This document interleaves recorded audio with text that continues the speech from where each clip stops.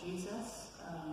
My name is Patience Chiramo, resident pastor, Christ Sanctuary International Ministries, and this morning, today, I would like to give a summary like we normally do for our book studies.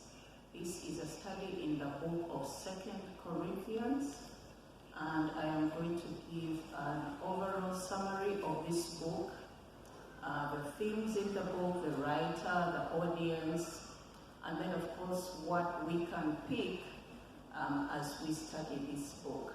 So here we go.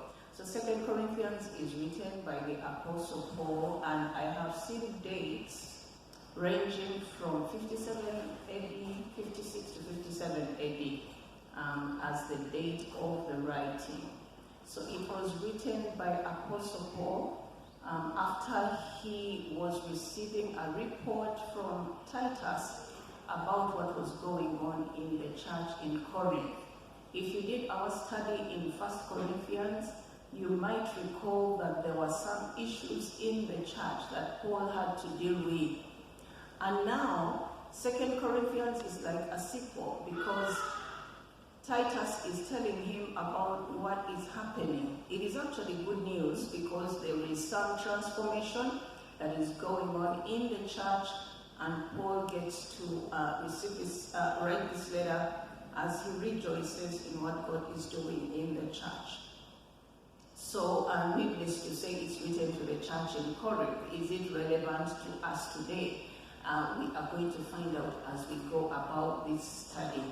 The purpose of this book of 2 Corinthians, it was written by Paul to protect and defend his apostleship. Now, when Paul left the church in Corinth, some people did come into the body of believers there and start to spread some teachings that were meant to put down the authority of Paul as an apostle. And so when he writes the book of 2 Corinthians, he is defending his apostleship, and he is also teaching and warning against these false teachers. And we can see that as one of the running themes that are in this book. So what are the things you can look forward to as you study this book? One of them is Paul's testimony. We can see Paul's testimony right from the first chapter right to the second one, up to about verse 13. And he's telling the church in Corinth about how he suffered, what he went through for the sake of the gospel. And he is speaking his testimony. What is the power in Paul's testimony? It is to show that he is an authentic servant of the Lord. And he went through some of these things for the sake of the gospel as he evangelized different parts of the world. We can also see that a second theme that comes up is the glory of Christian ministry.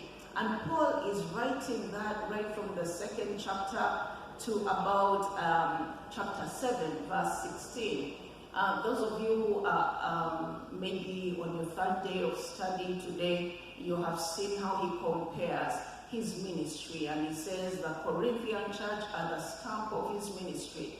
They are the letter of his ministry. Then he goes ahead to talk about the ministry of Moses, which was the ministry of the law. He got the 10 commandments from God on Mount Sinai. And his face was so filled with glory. But he says that glory is fading away. But when you look at the ministry of the Holy Spirit, that glory is enduring. So we see the theme of the glory of ministry permeating through the book of 2 Corinthians. We also see the glory of giving. Now he introduces this practice to us through his letters, that he used to go to certain houses of faith or places where brethren were, and he would encourage them to give when there was a need in another part of the body of Christ, probably in another location. So he talks about the giving of the Macedonians. Then he urges the Corinthians to give their gift to the brethren in Judea. And as he does this, he tells them the principle of giving. He tells them, when you give to these people, their joy is multiplied, their needs are met. And the Lord to whom you give, by meeting this need, is able to supply your needs. So the glory that there is in giving, the power that there is in giving, is one of the things that you'll encounter in 2 Corinthians. And then, of course, there is the defense of the Christian ministry. As I was beginning earlier, I was speaking about the people that had come into the Corinthian church, and they were confusing the brethren.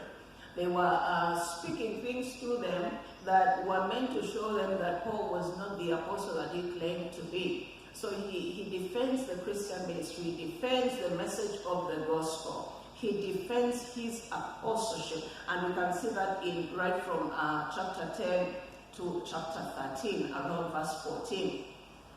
And of course, in this book, you can look forward to seeing some of the scriptures that are famous, but probably you have not seen them in context. You will see them in context, like chapter 10 from verse 3 to 5, where he speaks about we do not wrestle after the flesh, but after the Spirit. Our weapons of warfare are mighty through God, unto the pulling down of strongholds, and on and on and on. They are powerful scriptures. And as I sit here before you, maybe you are wondering, I'm not Corinthian, what can I gain? These are some of the things that you will be able to see. The Bible says in Isaiah 55, from 8 to 9, that the thoughts of the Lord our God are greater, they are higher than the thoughts of man. And as you consider the journey of Paul as an apostle, as a missionary, and as a minister, we see that he does not negate the fact that as a Christian we face suffering, we face hard times. But he also introduces the theme of God's sovereignty and power, his ability to rule over the different circumstances and sufferings that we face. He also introduces the fact that God is eternal, and the sufferings that we face are for only a short period of time, nothing to be compared with the eternal glory that is to come.